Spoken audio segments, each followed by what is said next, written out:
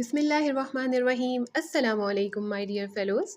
My today's topic is the classroom rules for middle school and secondary school. I would like to tell you that these are not just classroom rules, these are very important points for the character building and the emotional development of your students. So, let's discuss these points. The first and the basic foundation for classroom rule is the power of our words. सबसे पहले हम बच्चों को इस बात का एहसास दिलाएंगे कि हमारे अल्फाज क्या ताकत रखते हैं। हमारे अल्फाज एक जादुई ताकत रखते हैं। Words matter, they can build us or they can टेयर अस। ये अल्फाज चाहे वो किसी के भी बोले हुए हों या आपके अपने लिए ही बोले हुए हों, वो आपको आपके कैरेक्टर को बना भी सकते हैं और आपको तोड़ भी सकते हैं। तो क्लासरूम रूल्स के लिए पहली बुनियाद जो है वो है रिस्पेक्टफुल इन्वायरमेंट को पैदा करना और पॉजिटिव इन्वायरमेंट क्रिएट करना, जिसमें टीचर्स स्टूडेंट्स को रिस्पेक्ट दें और स्टूडेंट्स टीचर्स को रिस्पेक्ट दें। इसमें सबसे पहले रिस्पेक्ट टीचर्स को स्टूडेंट्स को देनी होगी, तो फिर उसके रिस्पॉन्स में स्टूडेंट्स टीचर्स को रिस्पेक्ट देंगे। पॉजिटिव इन्वायरमेंट क्रिएट करना ताकि हर बच्चा अपना ओपिनियन दे सके और क्लासरूम में पार्टिसिपेट कर सके। तो इसमें सबसे पहला रूल और जो दूसरा रूल होगा वो होगा respectful language and positive attitude. हर बच्चा पोलाइटली बात करेगा टीचर्स के साथ भी और अपने क्लासमेट्स के साथ भी, और एब्सोल्युटली किसी को भी ये इजाज़त नहीं होगी कि वो अब्यूज़िव लैंग्वेज यूज़ करे या फिर कोई ऐसे अल्फाज इस्तेमाल करे किसी की भी फ़िज़िकल क्वालिटी और डिसक्वालिटी को देखते हुए। लाइक कोई बहुत मोटा है या कोई बहुत ही पतला है, कोई काला है या कोई गोरा है, या कोई ग्लासेस लगाता है या कोई और चीज़ जिस पर आप किसी पर मजाक बना सकें या किसी का मजाक उड़ा सकें या किसी की दिल आज़ारी कर सकें। या फिर एकेडमिक्स में अगर कोई बच्चा किसी सब्जेक्ट में या किसी एरिया में वीक है तो उसको लेकर आप उसको शर्मिंदगी का एहसास दिलाएं। इस किस्म के अल्फाज इस्तेमाल करने की बिल्कुल भी क्लास में इजाज़त नहीं होगी, और अगर कोई ऐसा करेगा तो वो उस स्टूडेंट के सामने भी, टीचर के सामने भी, क्लास के सामने भी और फिर प्रिंसिपल के सामने भी अकाउंटेबल होगा। क्लासरूम में हमेशा पॉजिटिव एटीट्यूड शो करना है। पॉजिटिव एटीट्यूड कैसे शो करना है कि आप हमेशा विलिंग रहेंगे पढ़ने के लिए, पार्टिसिपेट करने के लिए और कंट्रीब्यूट करने के लिए। आपने ना सिर्फ दूसरे को नेगेटिव कमेंट्स पास नहीं करने हैं, बल्कि आपने ये कमेंट्स अपने लिए भी पास नहीं करने हैं। लाइक कि मैं नहीं कर सकता, मेरे से होगा नहीं, और मुझे तो ये बिल्कुल भी नहीं आता है, मुझ में कॉन्फिडेंस नहीं है, मैं ये नहीं कर सकता, मैं वो नहीं कर सकता। ये नेगेटिव कमेंट्स आपने अपने लिए भी पास नहीं करने हैं। Rule number 3, listen with respect. आपने जब आपकी टीचर बोल रही हो या आपका कोई क्लासमेट बोल रहा हो तो आपने उनकी बात को पूरे फोकस के साथ सुनना है, रिस्पेक्ट के साथ सुनना है, फुल अटेंशन के साथ। Do not interrupt. आपने उनकी बात में इंटरप्शन नहीं करनी है। जब अगर आप कोई बात कहना चाहते हैं तो जब वो अपनी बात को मुकम्मल कर लें तो आप उनको अपना ओपिनियन देंगे, लेकिन उसके दरमियान में आप उनको बिल्कुल भी इंटरप्ट नहीं करेंगे।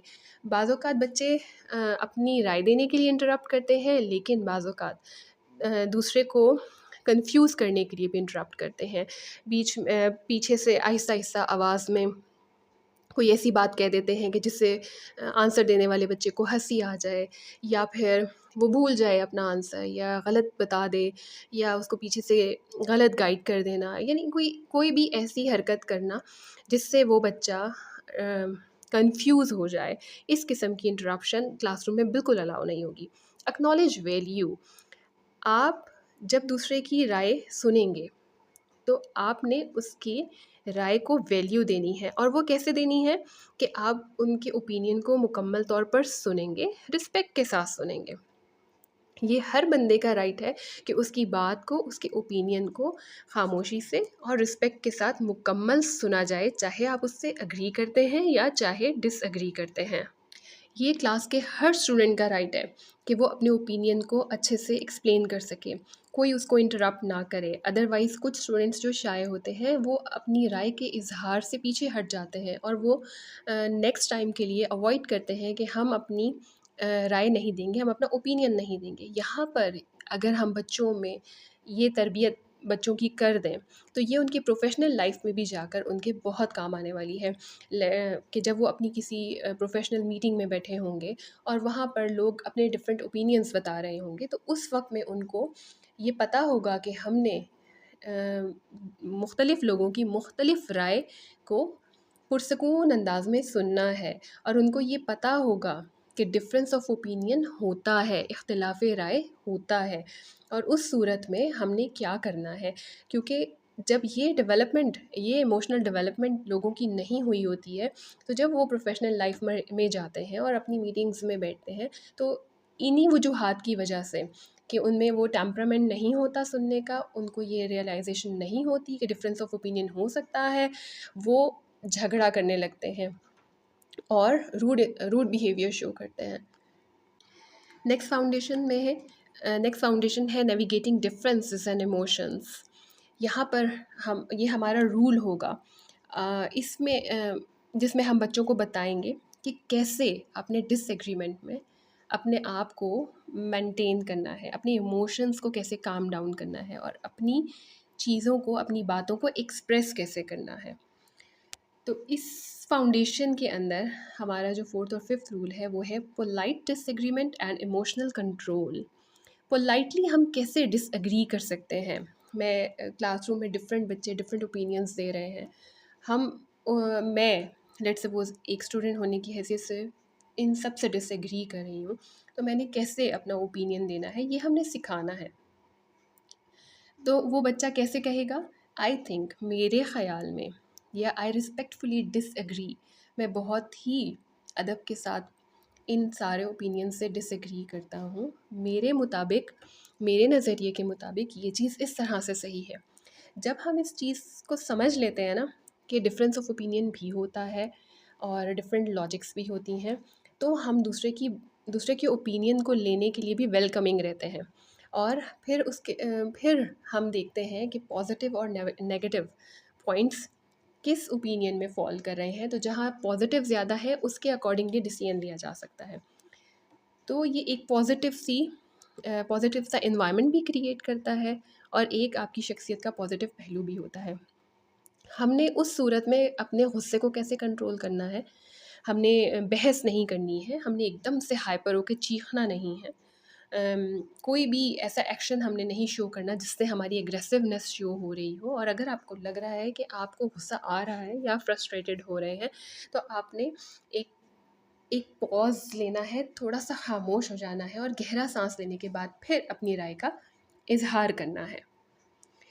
याद रहे कि हम आइडियाज़ पे डिबेट कर रहे हैं, हमारा मकसद किसी को पे अटैक करना नहीं है। ये नहीं कहना, ये हमारा मकसद नहीं है कि नहीं तुम्हारी ही राय गलत है, आपकी गलत है, उनकी गलत है, मेरी सही है, सिर्फ़ ऐसा नहीं है।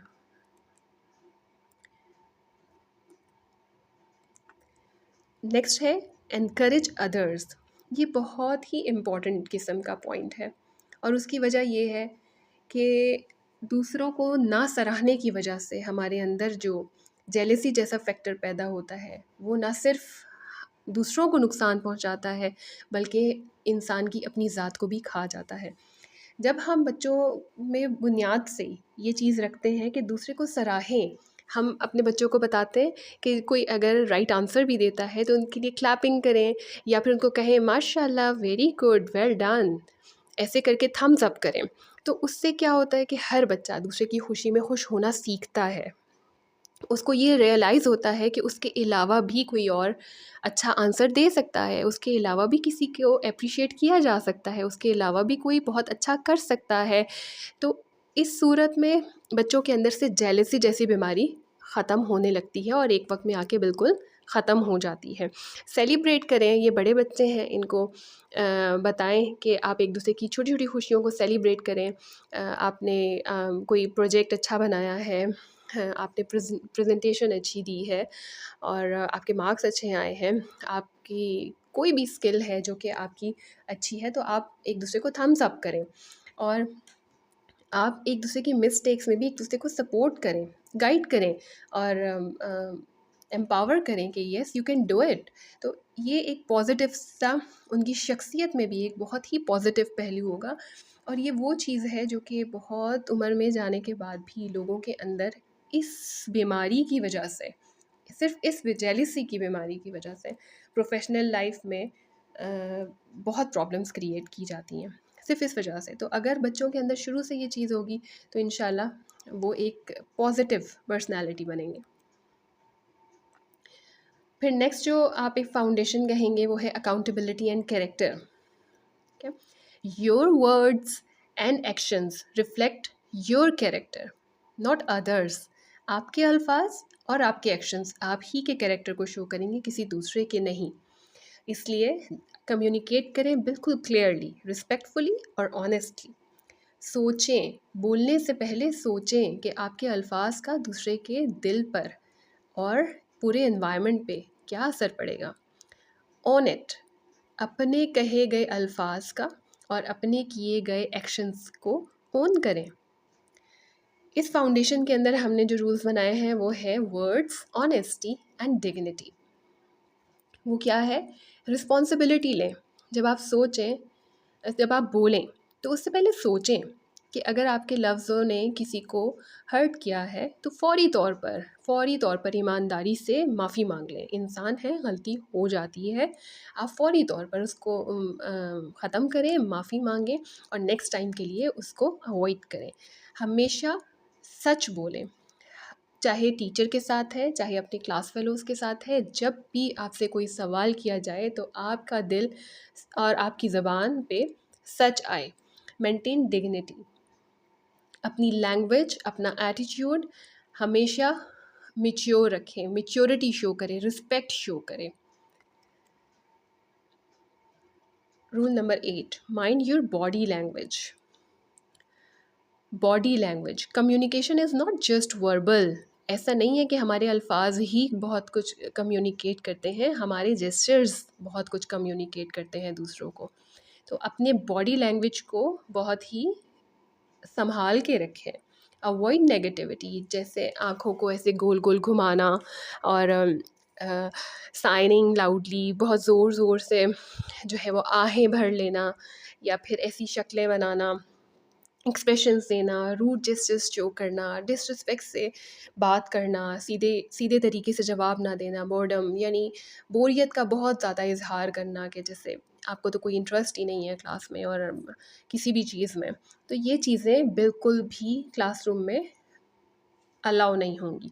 प्रोजेक्ट इंगेजमेंट, आप अपना पोस्चर मेंटेन करके बैठें, अपने फेशियल एक्सप्रेशंस हमेशा वेलकमिंग और ऐसे रखें कि आप बहुत अटेंटिव हैं और आप बिल्कुल सीखने के लिए तैयार हैं। मेंटेन अवेयरनेस, और आप जहाँ बैठे हैं वहाँ पे आपको पता होना चाहिए कि मेरे इर्द गिर्द क्या चीज़ें हैं, कहाँ पे हम एक दूसरे को टच हो सकते हैं या हमसे कोई हर्ट हो सकता है, या फिर हम जो बोलने जा रहे हैं उससे इन्वायरमेंट पे क्या असर पड़ेगा और उससे किसी दूसरे पे क्या असर पड़ेगा। इन सब चीज़ों की अवेयरनेस रखनी है आपने। Your character is reflected in your words, attitudes and actions. Thanks for watching.